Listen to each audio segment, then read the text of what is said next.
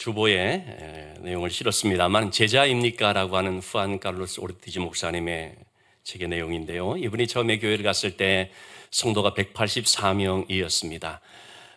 정말 열정적으로 교회를 섬기면서 한 2년이 지난 후에 성도 수가 600명으로 늘어나게 됐습니다. 그런데 그는 뭔가 마음의 부족함과 허전함을 느끼게 됐습니다. 이게 뭔가 잘못됐다는 깨달음이 왔습니다. 그래서 한 2주간의 휴가를 갖고 한적한 곳으로 가서 기도와 말씀에 전념을 하면서 하나님의 음성을 듣게 됐는데 하나님께서 깨닫게 해주신 것이 있었습니다. 그것은 바로 교인들이 200명에서 600명으로 늘어난 것이 결코 성장한 것이 아니라고 하는 사실입니다. 다시 말하면 200명 되는 어린애 성도가 600명 된 어린애 성도로 늘었을 뿐이다. 교회가 성장한 게 아니고 살찐 것이다. 그런 응답을 받게 된 거죠. 저는 좀 이 부분에 있어서 굉장히 이 말이 인상적으로 와닿습니다. 우리는 성장이라고 하는 걸 너무 쉽게 생각을 하는데요. 성장이 아니라 살찐 것이다. 여러분 우리의 몸도 그러지 않습니까? 몸이 부피가 늘어나면 성장한 것입니까? 살찐 것이죠.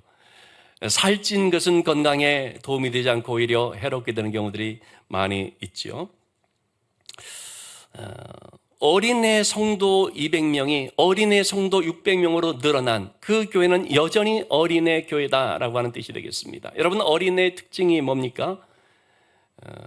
연약하다는 것입니다. 시련에도 약하고 유혹에도 분별을 못하고 특별히 또 어린애는 자기밖에 모르는 자기중심성을 가지고 있어서 오직 받기만을 바랍니다. 그러나 성숙한 성도라는 것은 뭡니까? 강건한 거죠.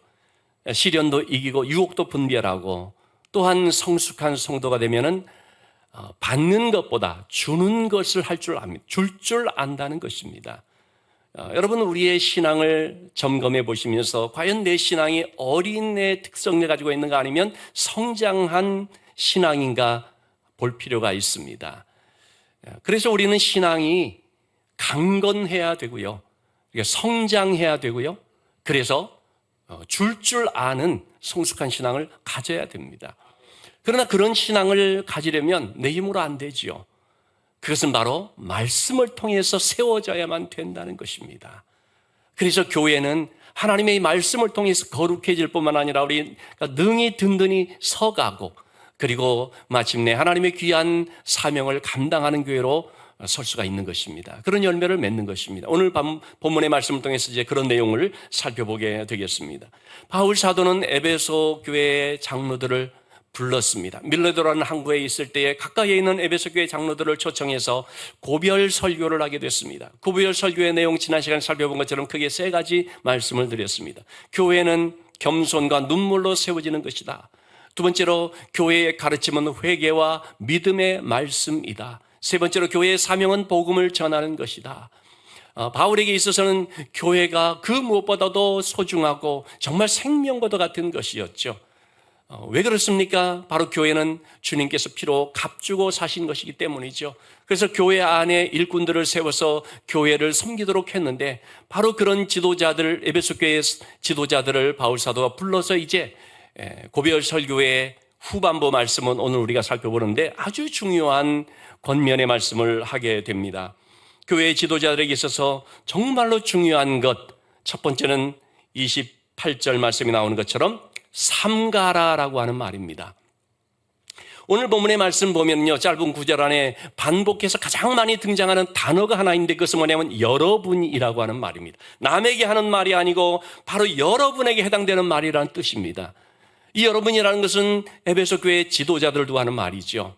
지금으로 보면은 목사님, 장로님들 그런 지도자들을 두고 하는 말이겠죠. 자, 여러분은 자기를 위하여 삼가야 되는데 먼저 자기를 위해서 삼가야 됩니다. 그리고 온 양떼를 위해서 삼가야 됩니다. 교회는 하나님께서 자기의 피로 값주고 사신 교회입니다. 그렇기 때문에 교회는 사람이 세운 것이 아니고 바울이나 어떤 특정 그룹들이 세운 것이 아니라 주님께서 그 피로 값주고 사신 곳이기 때문에 주님이 세운 교회라고 할 수 있습니다. 그래서 여러분들을 교회의 감독자로 삼았는데 여러분 여기서 이 감독자라는 말이 조금 제가 볼 때는 적절치 않은 번역이라고 보기 때문에 이 말을 우리가 오해하면 안 됩니다. 여러분, 지도자는 교회의 성도들을 감독하는 자로 부름을 받거나 그렇게 세워진 사람들이 결코 아닙니다. 여기서 말하는 감독자라고 하는 것은, 감독이라고 하는 것은 관리 감독하는 것이 아니고요, 돌보다라고 하는 뜻입니다. 그러니까 지도자들은 교회 성도들을 돌보는 자로 부름을 받았다는 것입니다. 주님은 베드로에게 내 양을 먹이라 그랬거든요. 베드로를 목자로 삼고 교회 지도자로 삼았는데 그것은 양을 먹이도록 하는 것입니다. 여러분, 지도자인데 두 종류가 있겠죠. 양을 먹이는 자가 있고 양을 잡아먹는 자들이 있습니다.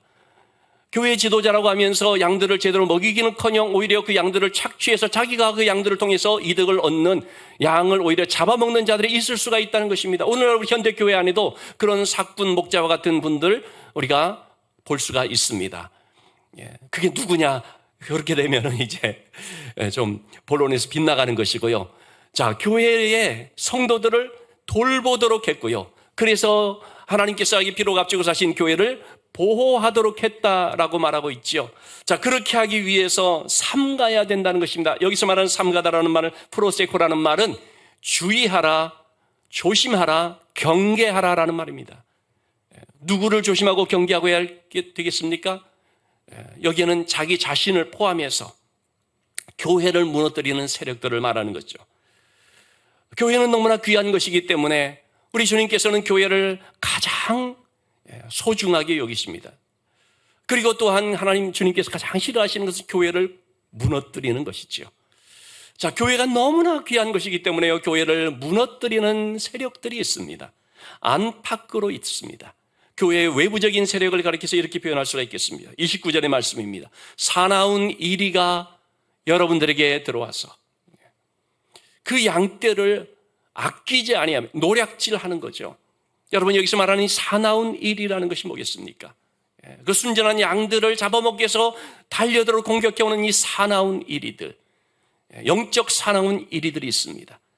바울 당시의 거짓 선지자들, 온갖 악한 이단들입니다. 지금도 여러분 그런 잘못된 가르침을 전하는 사꾼 목자와 같은 자들이 얼마든지 있습니다. 그리고 또한 이 악한 이단들이 또 얼마나 많이 설치고 있습니까? 여러분, 이러한 거짓 선지자 혹은 악한 이단들은 교회를 무너뜨리는 사나운 일이라는 것을, 영적 일이라는 것을 우리가 알아야 됩니다. 후에 에베소에 그런 이단이 들어왔었죠. 요한계시록 2장 6절 보면요, 요한계시록의 말씀은 처음에 소아시아 7교회에 대한 말씀이 나옵니다. 소아시아 7교회 중에서 첫 번째로 나오는 교회가 에베소 교회입니다. 이 에베소 교회, 바울이 떠나고 난 뒤에 디모데가 후에 목회를 하고 있습니다만은 그 후에 보니까 그 교회에 니골라당이라고 하는 이단이 들어와서, 그래서 얼마나 성도들을 어지럽게 했는지. 니골라당이라는 것은 한마디로 이런 것이라고 볼 수 있습니다. 우리가 믿음으로 구원함을 받았으니까, 예수 그리스도 안에서 자유를 얻었다. 그래서 율법의 모든 행위에서 해방되었기 때문에 이제는 우리가 어떤 죄를 지어도 우리는 구원받은 자이다. 한마디로 말해서 구원의 은혜라는 걸 빙자해서 이 은혜를 값싼 은혜로 만들어버려가지고 자기가 어떤 죄 짓는 삶을 살아도 난 괜찮다. 왜? 나 구원받았으니까 이라고 하는 그런 잘못된 사상을 갖게 하는 것입니다. 오늘날 이와 같은 유사한 이단이 누구냐면 구원파라고 하는 이단입니다. 우리가 구원받았으니까 이제 더 이상 우리는 회개 기도를 할 필요가 없다는 것입니다. 우리는 그냥 감사기도, 간구의 기도만 하면 되는 것이지, 회개 기도한다는 것은 내가 죄에 있다는 걸 인정하는 것인데, 그것은 예수님이 십자가에서 죄 문제가 해결됐다는 것을 믿지 않는 것과 같다. 이런 식의 해교한 논리를 가지고 회개라는 것은 구원받지 못한 증거라고 하면서 기존에 교회에 잘 다니고 있는 분들을 유혹해서, 그러니 그 교회에 있으면 구원받지 못한다. 우리한테 와서 우리의 가르침을 받아서 우리만이 특별한 가르침을 전해줄 수 있기 때문에, 우리에게만 구원이 있기 때문에 여기서 구원받아라. 이렇게 해가지고 순전한 양떼들을 노략해서 약탈해서 교회를 파괴하고 공격하는 이런 일들이 얼마나 많이 있는지 모릅니다.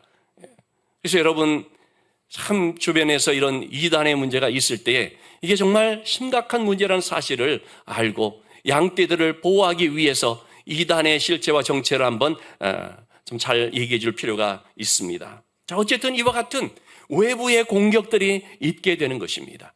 자, 그런데요, 바울 사도가 이런 외부의 공격보다도 어떤 의미에서 보면 더 중요하게 얘기하는 것이 있는데 그건 내부의 공격이라고 하는 것, 내부에서 일어날 수 있는 문제라고 하는 것입니다. 30절의 말씀에 이렇게 지금 말하고 있습니다. 또한 여러분 중에서도. 저는 이 구절에 밑줄을 하나 그으라고 한다면 바로 이 부분을 긋고 싶습니다.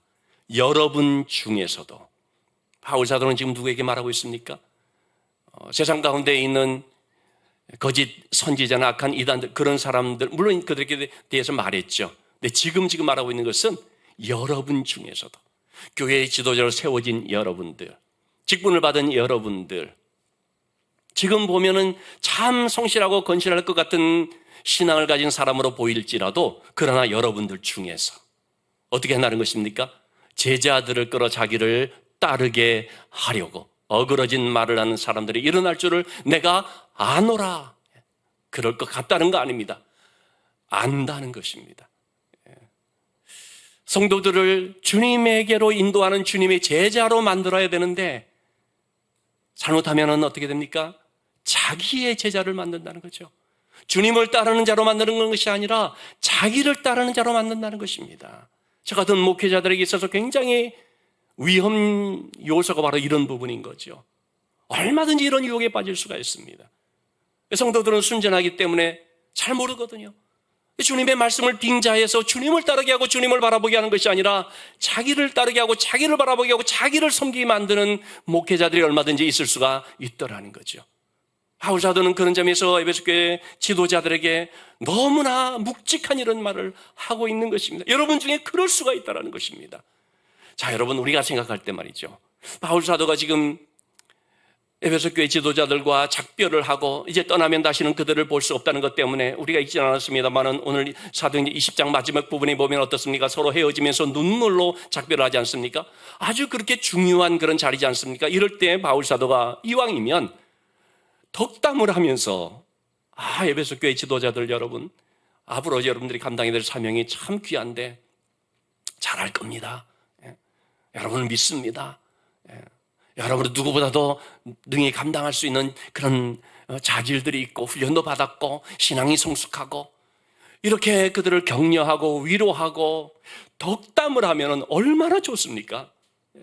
여러분, 우리가 생각할 때 그렇게 하는 것이 마땅해 보일 것 같지 않습니까? 아니, 칭찬은 고래도 춤추게 한다는데 좀 칭찬해 주면 어때요? 긍정적으로 말해주면 어때요? 근데 바울은 지금 그렇게 하고 있지 않다는 것입니다. 그런 덕담을 할 줄 몰라서 아닙니다. 사랑하지 않아서 아닙니다. 그들을 격려하고 칭찬하고 위로한다는 것 필요하지 않다는 것이 아닙니다. 그러나 그것보다 더 중요한 것은 정말로 그들을 유익하게 하는 것은 그들이 듣기에 좀 찔림이 되고 뼈 아플지 모르지만 경고의 말이라는 것입니다. 여러분 스스로를 조심하십시오. 여러분 자신도 믿지 마십시오. 여러분이 섰다고 생각하는 순간 넘어질 것입니다.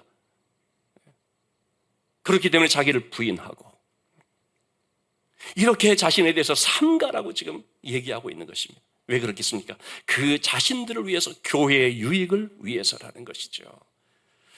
그런 점에서 여러분, 이렇게 좋은 주일날 교회 나와서 예배를 드리면서 때로는 보면 조금 마음에 불편한 얘기를 들을 때도 있고, 아니 이왕이면 목사님 좀 좋은 말들, 복 받을 것입니다, 잘 될 것입니다, 긍정적으로 사십시오, 이런 말들 하면 얼마나 좋은데, 자기도 좋고 나도 좋고 그런 생각 우리가 할 때가 있지 않습니까? 그런데 보면은 참 회개에 대한 말씀, 헌신에 대한 말씀, 섬김에 대한 말씀, 그러지 않아도 참 힘든 세상 살아가면서 뭔가 좀 위로를 받기 교회에 나와서 말씀을 듣고자 하는데 그런 말씀 또 듣고 가야 되나, 이런 생각이 들 때가 있을 수 있는데, 여러분, 무엇이 유익한지를 우리가 생각해야 됩니다. 나를 위해 진짜 유익한 것이 무엇인가.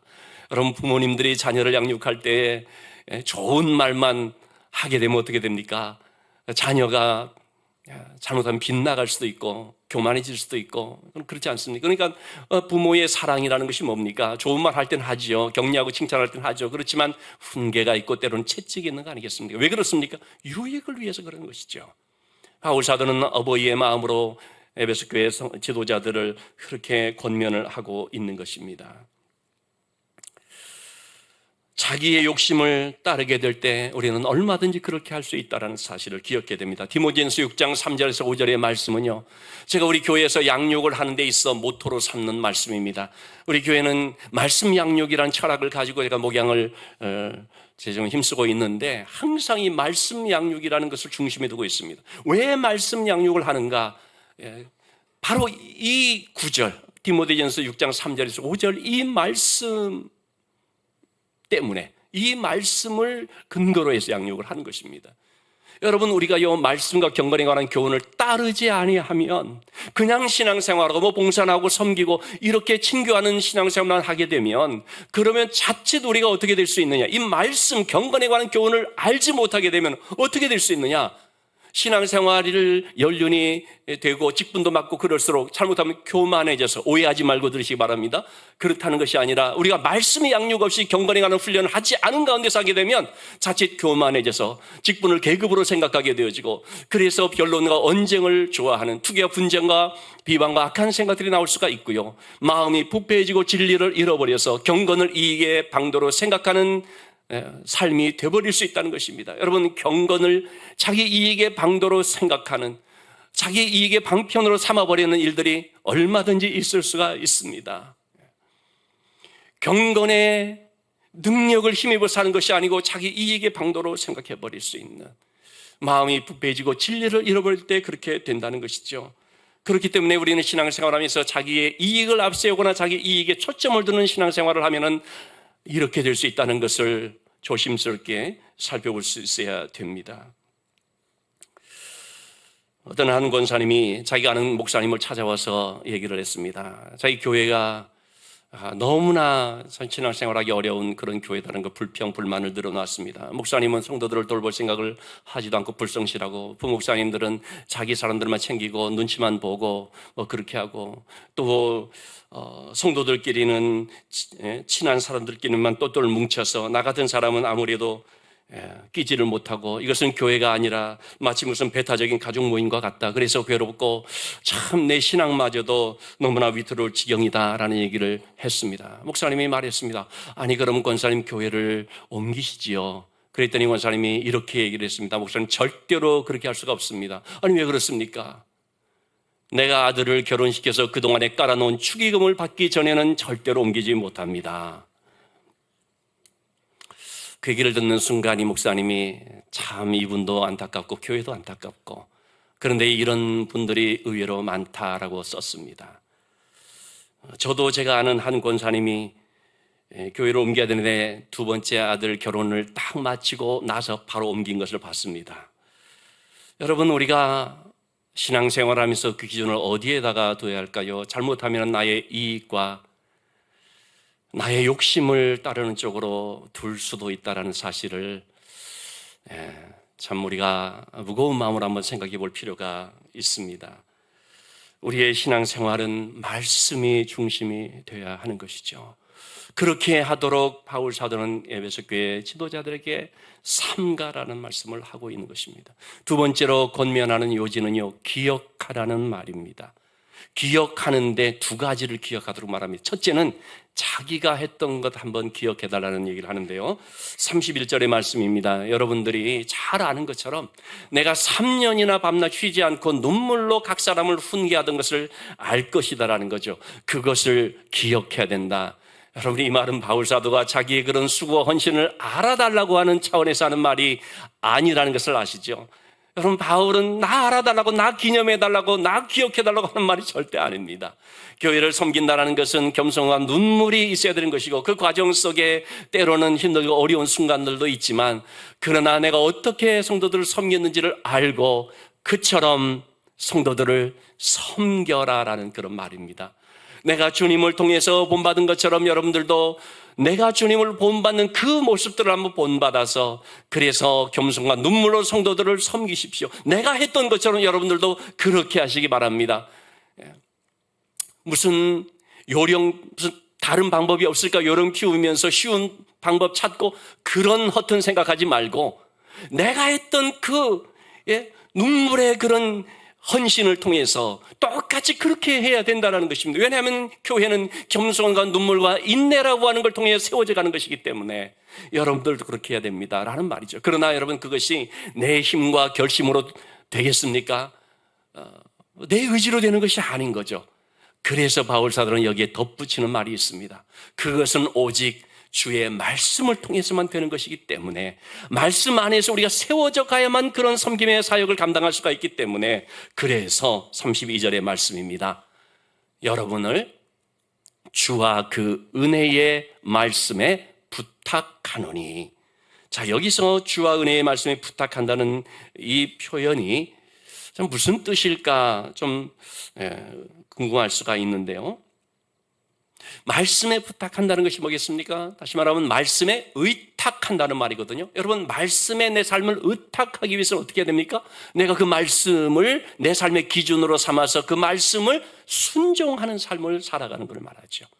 말씀에 의탁하느니라고 하는 것은 여러분들이요, 하나님의 말씀에 자기의 삶을 의탁해서 그 말씀에 순종하고 그 말씀의 지침을 따라 살아갈 수 있도록 하십시오라는 뜻이 되겠습니다. 왜냐하면 그 말씀이 바로 여러분을 능히 든든히 세우사 거룩하게 하심을 입은 모든 자 가운데 기업이 있게 할 것이기 때문입니다 라는 것입니다.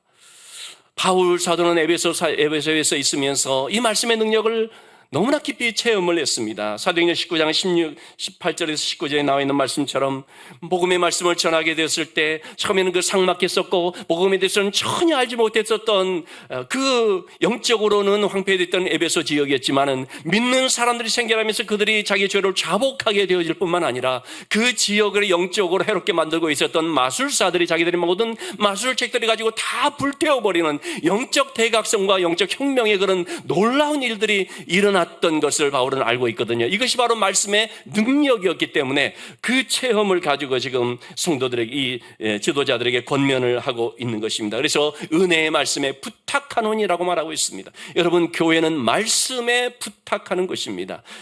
에베소서 2장 20절의 말씀, 바울이 나중에 로마에 가서 옥중에서 에베소 교회를 위해 쓰신 서신이 바로 에베소서죠. 그 에베소 2장 20절에서 너희는 사도들과 선지자들의 터 위에 세우심을 입은 자다라고 말합니다. 너희라는 것은 교회를 두고 하는 말입니다. 성도의 공동체를 두고 말하는데 그게 바로 교회인 것이죠. 사도들과 선지자, 사도라는 것은 신약 성경, 선지자라는 것은 구약 성경을 말하죠. 바울 당시만 해도 신약 성경이 아직 완성이 되지 않을 때니까, 그러니까 사도라는 표현을 쓴 것입니다. 교회는 뭐냐? 교회는요, 신구약 성경의 말씀 위에 세워진 공동체입니다. 신구약 성경 위에 세워진 주님의 몸인 것입니다. 그래서 교회의 본질은 말씀입니다. 교회는 말씀을 통해 세워지는 것이고, 말씀을 통해 자라가는 것이고요, 말씀을 통해 거룩해지는 것이고, 말씀을 통해 사명을 감당하는 것입니다. 그래서 말씀이 빠져버리면 교회는 그냥 사람들의 모임이 되어버리는 거죠. 어떤 우리가 봉사할 수도 있고 친교도 할 수 있고 활동도 할 수 있지만 그것이 교회가 아닙니다. 거기에 말씀이 있어서 말씀을 중심으로 하여 모든 것들을 이루어 나갈 때 그것이 진정한 교회가 되는 것입니다. 때문에 여러분, 우리가 교회를 다녀도 말씀 위에 세워지지 않는다면 자칫 우리는 빈 수레와 같이 될 수 있습니다. 여러분, 빈 수레가 어떻습니까? 빈 수레가 요란하다고 하죠. 채워지지 않으니까 요란한 것입니다. 여러분, 우리가 신앙생활하면서 말씀으로 채워지지 않으면 우리는 교회 안에서 요란스럽게 될 수밖에 없을 것입니다. 다투는 소리, 또 떠드는 소리, 이런저런 소리들로 굉장히 시끄러울 것입니다. 그러나 말씀으로 채워지게 되면 그러면 묵직한 것이죠. 그러면 은혜로 충만하게 되는 거죠. 말씀 안에서 세워져 갈 때 모든 성도들이 다 건강한 신앙생활을 할 수가 있게 되는 것이죠. 여러분, 이 세상을 보면 얼마나 물질주의와 세속주의가 범람합니까? 우리의 자녀들이 각종 매체를 통해서 얼마나 이런 불순한 사상과 이념과 잘못된 것들을 쉽게 받을 수밖에 없는 이런 악한 영향권 속에 있습니까? 그렇기 때문에 이 말씀을 가지고 신앙생활하고 말씀을 가지고 자녀들을 양육한다는 것이 얼마나 중요한지 알 수가 없습니다. 우리 자신들이 먼저 말씀으로 잘 세워질 뿐만 아니라 특히 자녀들을 하나님의 말씀께 위탁을 하는 것이죠. 언젠가 제가 말씀을 준비하고 있을 때 한 노부부의 방문을 받은 적이 있습니다. 말씀을 나눠보니까 이분들이 대전에 사시는 장로님 권사님 부부이십니다. 근처에 장남 부부가 살고 아들 부부가 살고 있어서 이 아들 부부를 위해서 기도해달라고 부탁하기 위해서 찾아온 거죠. 황해도에서 첫 믿음 생활을 하고 지금 5대째 신앙이라고 합니다. 그런데 아들만 그런지 아들 내외가 그런지 모르겠습니다만 결혼 전까지만 해도 그렇게 교회를 잘 다니고 열심히 섬기다가 결혼한 후로부터 교회의 발길을 끄는 것, 교회를 안 나가는 것입니다. 얼마나 가슴이 미어지고 아픈지요. 우리가 이 신앙의 가문인데 그 아들 내외 그리고 거기다 손주들도 교회를 안 나가니 그래서 이 자녀들을 위해서 기도해 달라고 말하는 것입니다. 이렇게 얘기를 했습니다. 부모의 소원이 뭐겠습니까? 자녀 잘 되는 거 아닙니까? 하는 거죠. 여러분, 부모의 소원은 자녀 잘 되는 거 아닙니까? 그런데 그 자녀 잘 된다는 말이 뭡니까? 뭐 성공하고 출세하고 좋은 자리 갖고 좋은 집 살고 그런 거겠습니까? 자녀 잘 된다는 것은요, 설령 그런 것 있다 할지라도 신앙이 좋아야 되는 거죠. 신앙으로 살아야 되는 거죠. 자녀 잘 된다는 것은 오직 신앙의 문제입니다. 그래서 하는 말이 그저 예수 잘 믿고 열심히 주님을 위해서 봉사하는 것이 가장 큰 소원입니다. 어버이날을 맞이하면서 이 내용이 떠오르는 것입니다. 이 모든 부모님들의 한결같은 마음이 아니겠습니까? 저는 우리 두 자녀가 지금 이제 장성했습니다만 저는 갖는 기도 제목은 한결같습니다. 뭐 어떤 취직의 문제, 물론 결혼의 문제 등등 많이 있겠지만 뭐 그런 걸 떠나서 늘 갖는 기도 제목은 주님, 이 자녀들이 날마다 주님과 동행하는 삶을 살게 해주십시오. 주님과 동행할 수 있게 무엇을 하든지 어느 곳에 있든지 주님과 동행하는 삶을 살게 해주십시오.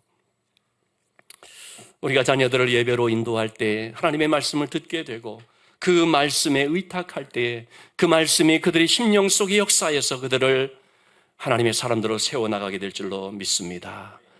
바울은 기억하라는 권면을 하면서 두 번째로 기억할 것을 말하는데 그것은 바로 주님의 말씀입니다. 33절 35절의 말씀.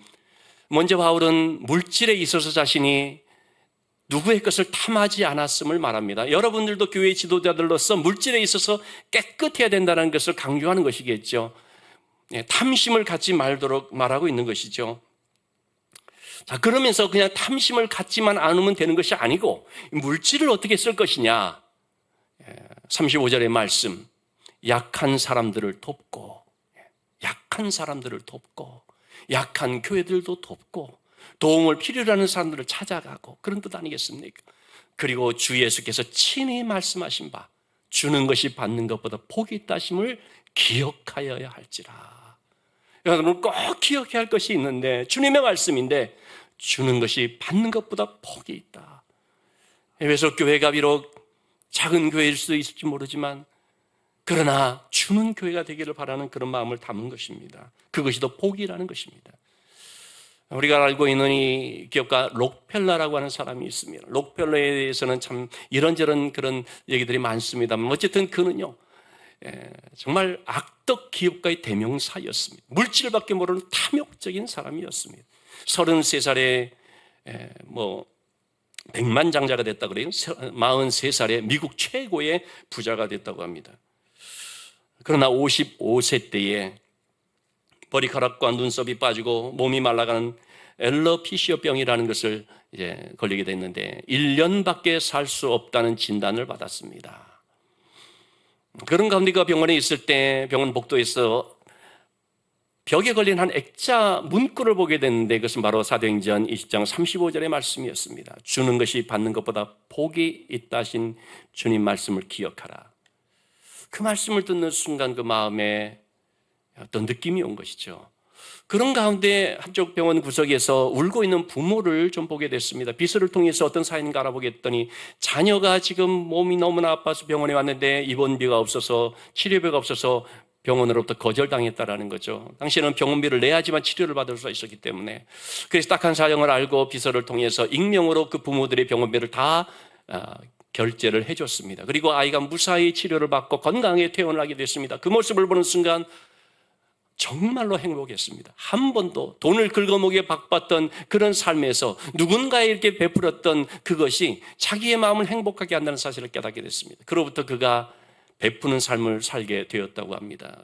그는 자기의 몸도 회복되었을 뿐만 아니라 1년밖에 살지 못한다고 했던 것이 98세까지 살게 됐는데요. 수많은 교회와 대학들을 세웠고, 그리고 장학금을 통해서 많은 가난한 사람들을 공부할 수 있도록 도왔는데, 그 중에는 우리나라 연세대학교 초대 학장으로서 그렇게 알려진 백낙준 박사님 같은 이런 분들, 그 록펠러 장학금을 가지고 해외 유학 가서 공부하고 귀한 또 일꾼이 되었습니다만, 이러한 많은 선행들을 하게 되었다고 하지요. 그는 말합니다. 내가 부자 되기 위해서 힘썼던 55년의 삶은 참 불행한 삶이었고, 그 후 베풀어 주려 나누어 주기를 힘썼던 43년의 삶은 참 행복한 삶이었다라고 얘기를 합니다. 서두에서 말씀을 드렸습니다마는 이 제자입니까라는 책에서 이 목사님은 그렇게 말하고 있습니다. 어른스러운 성장을 한다는 것이 뭐냐? 주는 삶을 사는 것이다. 주는 교회가 되는 것이다. 성숙한 신앙이라는 것은 여러분 이렇게 주는 것이죠. 어린애 같은 신앙 수준에 머무르면요 늘 받기만을 합니다. 하나님께도 어떡합니까? 하나님 앞에 늘 주십시오. 하나님 이거 주세요, 저거 주세요. 늘 달라는 것밖에 없습니다. 사람들에게 있어서도 늘 받을 생각만 합니다. 그러나 성숙한 신앙이 될수록 어떻게 됩니까? 하나님 앞에 하나님 제가 무엇을 할까요? 헌신하게 됩니다. 섬기게 됩니다. 하나님의 일을 감당하게 됩니다. 하나님께 드릴 줄 알게 되고요. 그리고 이웃을 향하여서 선한 손길을 베풀게 되는 것입니다. 여러분, 우리 교회는 말씀으로 거룩하게 세워져가는 교회일 뿐만 아니라 이웃을 섬기는 선한 그런 이웃교회가 되고자 합니다. 이 선한 이웃, 설린이라고 하는 선한 이웃이라는 말, 여러분 이웃이 뭡니까? 이웃이라는 것은 가까운 데 사는 것이 이웃이 아닙니다. 누가복음 10장 35절 37절에서 주님은 이웃에 대한 분명한 개념을 말씀해 주셨죠. 사마리아 사람의 그 예를 통해서 누가 강도 만난 사람이 이웃이 되겠느냐 율법학자에게 물어봤을 때 그의 대답이 뭡니까? 자비를 베푼 자니이다. 여러분 누가 이웃입니까? 자비를 베푼 자입니다. 우리 안성 만정교회 여기서부터 꽤 떨어진 지역이지만 그 교회의 이웃은 바로 우리처럼 자비를 베푼 자, 참된 이웃 관계인 것입니다. 여러분 우리의 삶이 말씀 안에서 계속하여 성장해 나감으로 하나님 안에서 거룩한 삶을 힘쓸 뿐만 아니라 이웃에게 도움을 베풀 줄 알고 나눠줄 줄을 알고 선한 자비를 베푸는 이웃이 되는 그런 교회가 되어야 할 줄로 믿습니다. 이를 위한 우리의 신앙이 말씀으로 계속하여 자라갈 수 있게 되기를 주님의 이름으로 축원합니다.